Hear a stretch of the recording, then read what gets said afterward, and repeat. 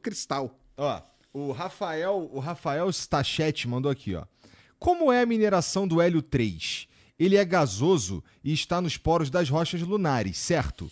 Como funciona o equipamento que fará essa mineração? Isso aqui é uma parada interessante que... vamos falar disso. Hélio 3, a gente está falando basicamente de geração de energia.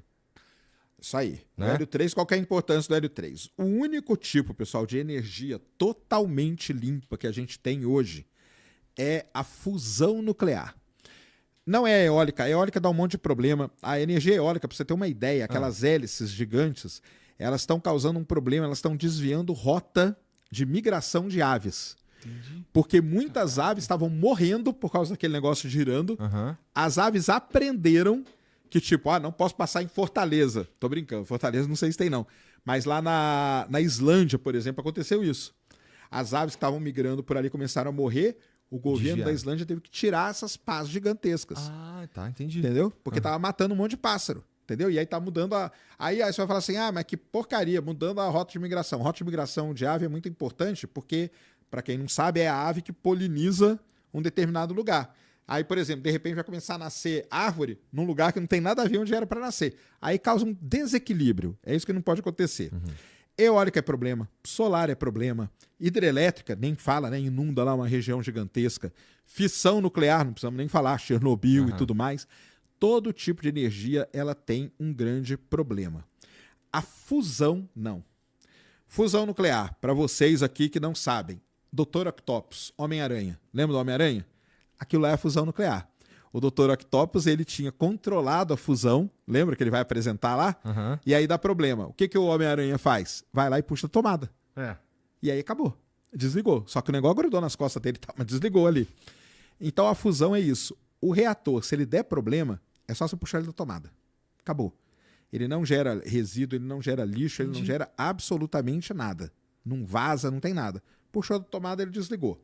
E a gente tem, mas o problema, o grande desafio é conseguir fazer a fusão nuclear. É fazer ela de maneira eficiente. Hoje a gente faz, só que a gente gasta 10 de energia e gera 5. Então não compensa. Então não vale a pena fazer. A fusão nuclear...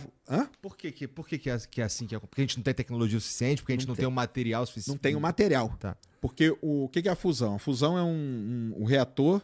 Ele é como se fosse a gente chama de toros, né? É um negócio redondo assim, que os átomos começam a girar aqui dentro. Uhum. Eles aquecem muito, eles chegam a 100 milhões de graus. Meu Deus do céu! A temperatura ali dentro. E vira um plasma, que a gente chama.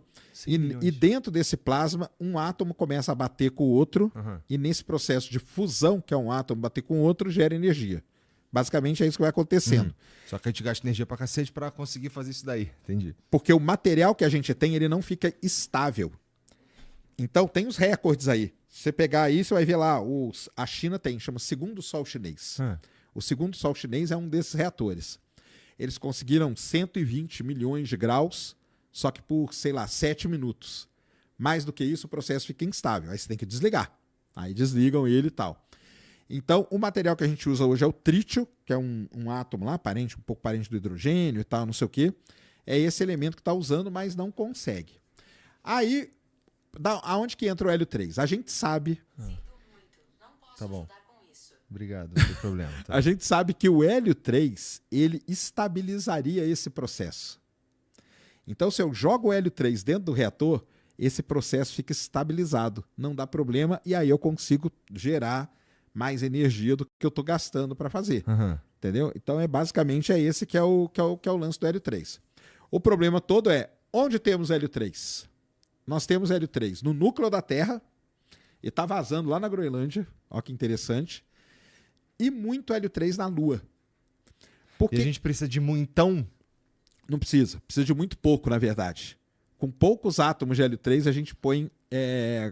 vai começar a gerar energia. Esses que estão vazando lá na Groenlândia, lá no... Cara, então, a China tava com uma ideia de ir lá tentar explorar esse hélio 3, entendeu? Que tá vazando lá. Não sei em que ponto que tá. Mas o hélio 3 tem muito na Lua, porque a Lua não tem atmosfera, a radiação ultravioleta, o Sol produz muito hélio 3. Entendi. Então vem pela radiação solar e bate ali nas rochas da Lua e fica ali preso, entendeu? Fica ali preso o hélio 3 ali.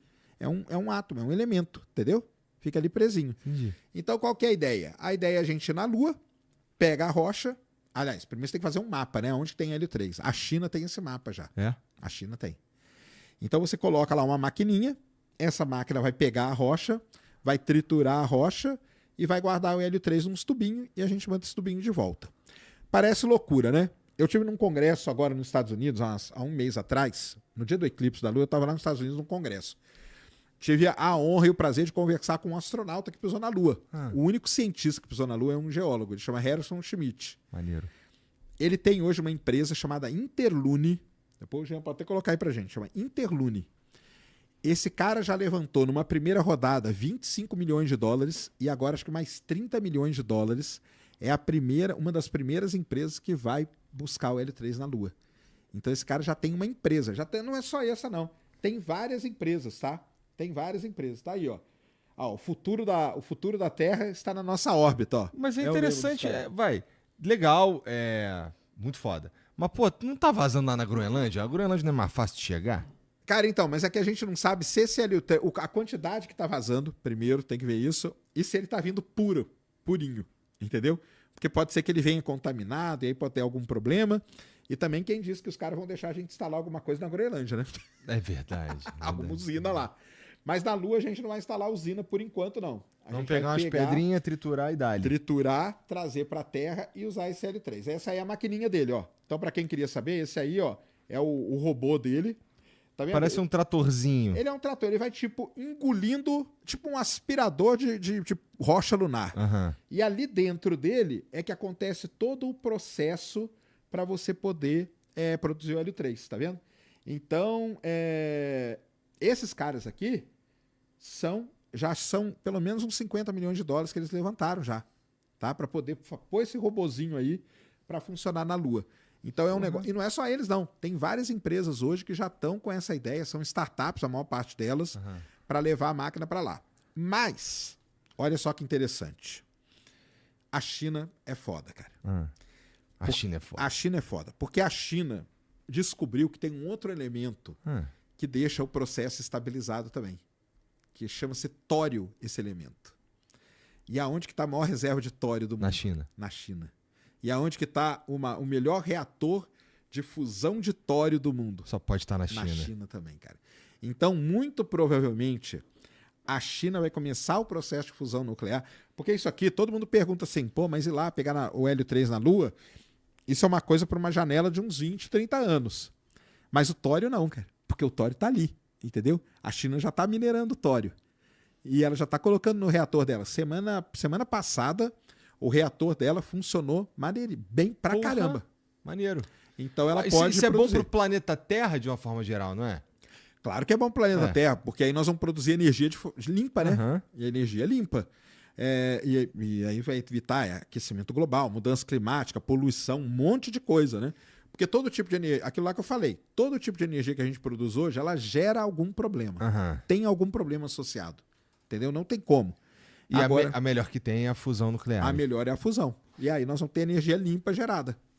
E com pouca coisa você gera muita energia. A China tá super bem, né, cara? Tem gente pra caramba lá e eles vão conseguir suprir. Mais um passo para nos tornarmos uma civilização tipo 1. Tipo 1, exatamente. Mas é mais um passinho, né? É um passinho, né? Teria que consumir toda a energia do planeta. Mas também, será que é bom? Consome toda a energia do planeta, não tem mais nada pra você consumir aqui. Aí Bom, mas é que se a gente conseguir chegar